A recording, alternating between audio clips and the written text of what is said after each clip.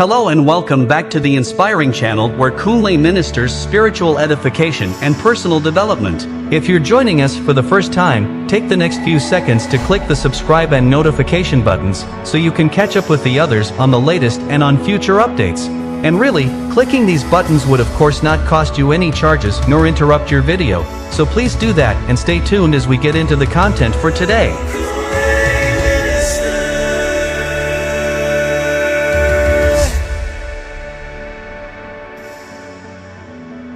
Today, we want to present for your consideration some of the observations we had about some languages during our research on history and origins. Taking one word, what, in English, we translated it into different languages in different parts of the continent of Africa, and we had a very interesting discovery.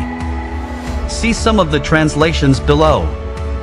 A lot is usually said in our videos in a short time, so as we go on, you may need to pause the video to take notes of references that are cited. The word what, in Swahili, is nini. Please forgive the pronunciations. In Zulu, ini. In Xhosa, intoni. Amharic, mini dini. Kinyarwanda, neiki. Sangha, yini. Hausa, minini. Igbo, gini. In Yoruba, kini. Did you notice how the 9 translations sounded so similar phonetically? Apart from being in Africa, what else is common to these languages? Well, we found out that all these languages were referred to as either Semitic or Bantu languages. And Semitic and Bantu languages were not invented or man-made. Unlike the English language, for example, which was created around 500 AD from the Greek language, the Greek alphabets, or Greek alphabetas, as you might say, were created around 1000 BC from the language called Phoenician, which itself is a Semitic language. So this means Semitic languages are not only original languages, but they also are languages that other modern languages were formed or created from.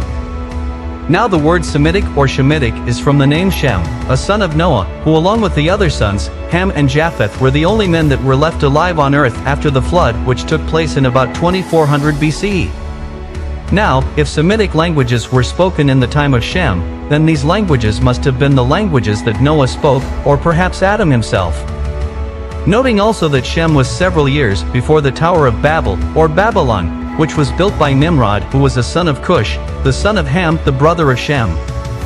You can check the description to this video to download the KM World History Map to check out the location of Babylon and other important ancient sites. And talking of Shem, Abraham, the Hebrews, and translations, the Hebrew translation of the word what, or the phrase what is it, is manna.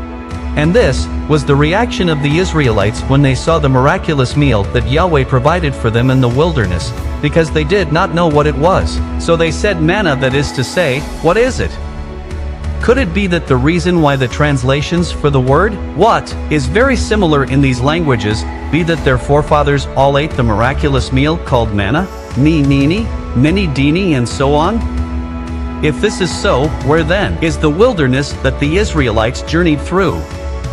If this is the reason, what does that say about these tribes in Africa and the origin of the Israelites and the origin of man altogether? And where was the Hebrew language itself as we know it today derived from, and when? Do you speak any of these languages or any language with a similar translation as those above? Please share your thoughts and comments respectfully below. Also mention which area you would want us to address next so we can try to include it in our next videos. If you've not already done so, please subscribe to be notified when the next videos are released. Thanks for watching and see you in our next video. God bless you.